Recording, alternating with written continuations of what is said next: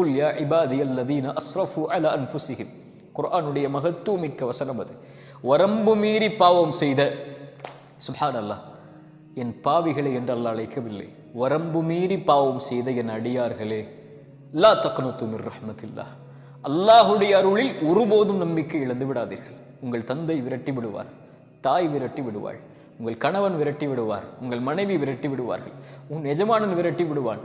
ஆனால் உன் ரப்பு எத்தனை முறை பாவம் செய்தவனிடத்திலே சென்றாலும் பாவம் என்று உணர்ந்து விட்டால், அதை வருந்தி விட்டால், இன்னல்லாஹ் யக்ஃபிரு துனூப ஜமீஅன், அல்லாஹ்விற்கு அது என்ன பாவம், மலையளவா, உலகமளவா, கடுகளவா, அல்லாஹ் மன்னிப்பான். வரம்பு மீறி பாவம் செய்து, மானக்கேடான காரியத்தை செய்து, அல்லாஹ் தடுத்த காரியத்தை செய்து, அல்லாஹ் என்னை பார்த்து விட்டான் என்று மன்னிப்பை தேடி வருபவனுக்கு ஒமை யக்ஃபிரு துனூப இல்லல்லாஹ், அல்லாஹ்வை தவிர யார் அந்த பாவத்தை மன்னிக்க முடியும்?